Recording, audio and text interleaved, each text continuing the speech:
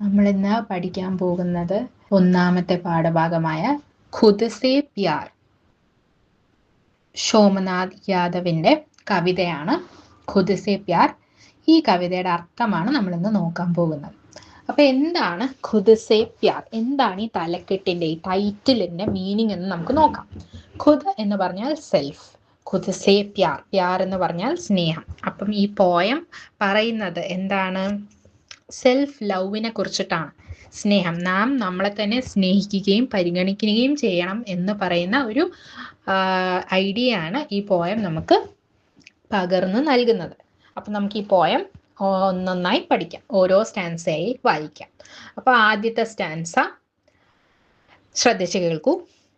Sooraj അപ്നി ആഗ് say ഇതനാ Pyaar കരേ കി വഹ് ദേ സകേ ആഗ് ദുനിയാ കോ ഭി. അപ്പൊ സൂരജ് ആരാണ്? സൂര്യൻ. അപ്നി ആഗ്, ആഗ് എന്ന് പറഞ്ഞാൽ തീ, ഫയർ.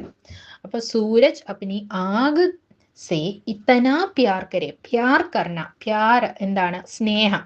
ഇത്തനാ പ്യാർ കരെ. അപ്പൊ സൂരജ് തൻ്റെ ഫയർ, അതായത് ഈ ആഗെന്ന് പറഞ്ഞാൽ എന്താണ്? ഫയർ, ആ ഒരു തീ, ആ സൂര്യനിൽ നിന്നും വരുന്ന ആ ഒരു ചൂടിനെയാണ് ആഗ് എന്ന് പറയുന്നത്. അപ്പൊ അതിനെ ഇത്രമേൽ സ്നേഹിക്കുന്നു. ഇത്തനാ പ്യാർ കരേ കി വഹ് ദേ സകേ ആഗ് ദുനിയാ കോ ഭി.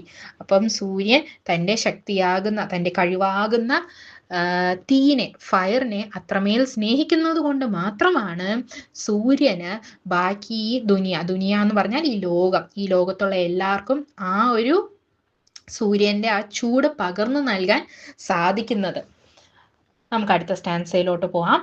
ദരക്ത് അപ്നെ ഫൂലോം സേ ഇതനാ പ്യാർ കരേ കി വഹ് ദേ സകേ ഫൂൽ ദുനിയാ കോ ഭി. ദരക്ത് എന്താണ്? ദരക്ത് എന്ന് പറഞ്ഞാൽ ഒരു മരം, ട്രീ എന്നാണ് അർത്ഥം. അപ്പം ദരക്ത് അപ്നെ ഫൂലോം, ഫൂലോം എന്താണ്? ഫൂലോം എന്ന് പറഞ്ഞാൽ പുഷ്പങ്ങൾ, പൂക്കൾ. അപ്പം ഒരു മരം തൻ്റെ പൂക്കളെ അത്രമേൽ സ്നേഹിക്കുന്നത് കൊണ്ടാണ് ഈ ലോകത്തിന് മുഴുവൻ, ഈ ദുനിയയ്ക്ക് മുഴുവൻ, ദുനിയ എന്ന് പറഞ്ഞു കഴിഞ്ഞാൽ ലോകം, ലോകത്തിന് മുഴുവൻ പൂക്കൾ നൽകാൻ സാധിക്കുന്നത്. ഇവിടെ പൂക്കൾ എന്നതുകൊണ്ട് ഉദ്ദേശിക്കുന്നത് എന്താണ്? പൂക്കൾ എന്നതുകൊണ്ട് ഉദ്ദേശിക്കുന്നത് ഒരാളുടെ കഴിവിനെയും ഭംഗിയെയും, ബ്യൂട്ടി, സന്തോഷം, ഹാപ്പിനെസ്, അപ്പം സൗന്ദര്യത്തിനെയും സന്തോഷത്തിനെയും ഒക്കെയാണ് ഇവിടെ പൂ കൊണ്ട് ഉദ്ദേശിക്കുന്നത്.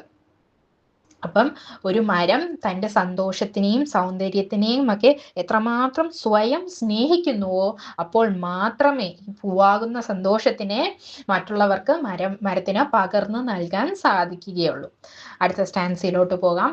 ബാദൽ അപ്നെ ജൽ സെ ഇത്തനാ പ്യാർ കരേ കി വഹ് ദേ സകേ ജൽ ദുനിയാ കോ ഭി.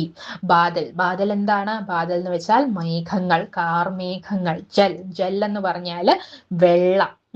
അപ്പം ബാദൽ എന്ന് പറഞ്ഞാൽ ഈ കാർമേഘങ്ങൾ എങ്ങനെയാണോ തൻ്റെ ഉള്ളിൽ ഒളിഞ്ഞു കിടക്കുന്ന ആ ജലത്തിനെ സ്നേഹിക്കുന്നത്, അത് അത്രമേൽ ആ ജലത്തിനെ സ്നേഹിക്കുന്നത് കൊണ്ട് മാത്രമാണ് ഈ ദുനിയയിലുള്ള, അതായത് ഈ ലോകത്തുള്ള എല്ലാവർക്കും ജലം എത്തിച്ചു കൊടുക്കാൻ ബാദലിന്, കാർമേഘത്തിന് സാധിക്കുന്നത്. അപ്പൊ ഇവിടെ ജലം എന്താണ് സൂചിപ്പിക്കുന്നത്? ജലം സൂചിപ്പിക്കുന്നത് എന്ന് പറഞ്ഞാൽ നമ്മളുടെ ഉള്ളിൽ ഒളിഞ്ഞു കിടക്കുന്ന കഴിവുകളില്ലേ, ചെറിയ ചെറിയ കഴിവുകൾ, ആ ഒരു ഉള്ളിൽ ഒളിഞ്ഞു കിടക്കുന്ന കഴിവുകൾ, ആ കഴിവിനെ നമ്മൾ സ്നേഹിക്കണം, നമ്മളതിനെ സംരക്ഷിക്കുകയും വളർത്തിയെടുക്കുകയും ചെയ്യണം. എങ്കിൽ മാത്രമേ അത് മറ്റുള്ളവർക്ക് ഉപയോഗപ്രദമാകുന്ന രീതിയിൽ നമുക്കതിനെ കൊണ്ടെത്തിക്കാൻ കഴിയുകയുള്ളൂ. സോ ഇവിടെ ജലം എന്നത് കൊണ്ട് ഉദ്ദേശിക്കുന്നത് ഒരാളുടെ ഉള്ളിൽ ഒളിഞ്ഞു കിടക്കുന്ന, ഇപ്പൊ ബാദലിന്റെ ഉള്ളിലെ ജലം, അതായത് മേഘങ്ങൾക്കുള്ളിലാണല്ലോ നമ്മളുടെ മഴത്തുള്ളികളുള്ളത്, ജലം ഉള്ളത്. അപ്പൊ ഈ ജലം മറ്റുള്ളവർക്ക് ഉപയോഗപ്രദമാകണമെങ്കിൽ ആദ്യം ബാദലാകുന്ന കാർമേഘം അതിനെ ഇഷ്ടപ്പെടണം, അതിനെ സ്നേഹിച്ച് സംരക്ഷിക്കണം. എങ്കിൽ മാത്രമേ അത് മഴയായി പുറത്തു വരികയുള്ളൂ. അങ്ങനെ മഴയായി പുറത്തു വന്നാൽ മാത്രമേ മറ്റുള്ളവർക്ക് അത് ഉപയോഗപ്രദമാവുകയുള്ളൂ.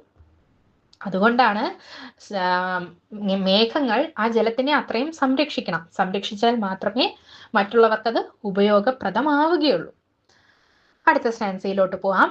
മേ ഖുദ് സെ ഇത്തനാ പ്യാർ കരൂം കി ദേ സകൂം പ്യാർ ദുനിയാ കോ ഭി. അപ്പൊ നമ്മൾ നേരത്തെ സൂര്യനെ പറ്റി പറഞ്ഞു, പൂക്കളെയും മരത്തെയും പറ്റി പറഞ്ഞു, ജലത്തിനെയും കാർമേഘങ്ങളെയും പറ്റി പറഞ്ഞു. ഇനി പറയുന്നത് കവി സ്വയം പറയുകയാണ്. ഞാൻ ഖുദ് സേ, ഖുദ്സെ എന്ന് പറഞ്ഞാൽ ഞാൻ എന്നെ തന്നെ ഇത്തനാ പ്യാർ കരൂങ്കി, അതായത് ഞാൻ എന്നെ അത്രമേൽ സ്നേഹിക്കും, എങ്കിൽ മാത്രമേ ദേ സകൂം പ്യാർ ദുനിയാ കോ ഭി, എങ്കിൽ മാത്രമേ എനിക്ക് ചുറ്റുമുള്ള ഈ ലോകത്തിനെ എനിക്ക് സ്നേഹിക്കാൻ സാധിക്കുകയുള്ളൂ. അപ്പോൾ ഞാൻ എന്നെ തന്നെ ആദ്യം പരിഗണിക്കുകയും ഞാൻ എന്നെ തന്നെ ആദ്യം സ്നേഹിക്കുകയും ചെയ്യും. എന്നാൽ മാത്രമേ എനിക്ക് ചുറ്റുമുള്ള ഈ ലോകത്തിനെയും അതുപോലെ സ്നേഹിക്കാനും പരിഗണിക്കാനും കഴിയുകയുള്ളൂ. അപ്പോ ഈ പോയത്തിലൂടെ, ഈ കവിതയിലൂടെ കവി പറയാൻ ആഗ്രഹിക്കുന്നത് എന്താണ്? സൂര്യൻ തൻ്റെ ആകെന്ന് പറഞ്ഞാൽ എന്താണ്? തീയാകുന്ന ആ കഴിവിനെ ആകുന്നുകൊണ്ട് ഇവിടെ ഉദ്ദേശിക്കുന്നത് ഒരു വ്യക്തിയുടെയോ സൂര്യൻ എങ്ങനെയാണോ തൻ്റെ ചൂടിനെ സംരക്ഷിക്കുന്നത് അല്ലെങ്കിൽ ചൂടിനെ സ്നേഹിക്കുന്നത്, അതുപോലെ തന്നെ നാം നമ്മളുടെ കഴിവുകളെ സ്നേഹിക്കുകയും സംരക്ഷിക്കുകയും ചെയ്യണം. ആദ്യം നമ്മളത് ചെയ്താൽ മാത്രമേ മറ്റുള്ളവരിലേക്ക് നമുക്കത് പകർന്നു നൽകാൻ സാധിക്കുകയുള്ളൂ. അതുപോലെ തന്നെയാണ് ഒരു മരം എങ്ങനെയാണോ തൻ്റെ പുഷ്പത്തിനെ സ്നേഹിക്കുകയും സംരക്ഷിക്കുകയും ചെയ്യുന്നത്. അതായത് ഒരു പുഷ്പം എന്തിനെയാണ് സൂചിപ്പിക്കുന്നത്? സന്തോഷത്തെ, ഭംഗിയെ, ഈ ലോകത്തിന്റെ ഭംഗിയും സന്തോഷത്തിനെയും ഒക്കെയാണ് പുഷ്പം സൂചിപ്പിക്കുന്നത്. അപ്പൊ ആ പുഷ്പത്തിനെ എങ്ങനെയാണോ ഒരു മരം സംരക്ഷിക്കുകയും സ്നേഹിക്കുകയും ചെയ്യുന്നത്, എങ്കിൽ മാത്രമേ അത് മറ്റുള്ളവർക്ക് ആ സംരക്ഷണവും സ്നേഹവും പുഷ്പവും ഒക്കെ പകർന്നു നൽകാൻ സാധിക്കുകയുള്ളൂ. അതുപോലെ തന്നെയാണ് കാർമേഘം തൻ്റെ ജലത്തിനെ സംരക്ഷിച്ചാൽ മാത്രമേ മറ്റുള്ളവർക്ക് അത് മഴയായി പെയ്ത് അവർക്കത് ഗുണം ചെയ്യുകയുള്ളൂ. അതുപോലെ ഈ കാർമേഘവും മരവും സൂര്യനും ഒക്കെ ചെയ്യുന്നത് പോലെ ഞാൻ എന്നെ തന്നെ ആദ്യം പരിഗണിക്കുകയും സ്നേഹിക്കുകയും ചെയ്താൽ മാത്രമേ എനിക്ക് മറ്റുള്ളവരെയും സ്നേഹിക്കുവാനും പരിഗണിക്കുവാനും സാധിക്കുകയുള്ളൂ.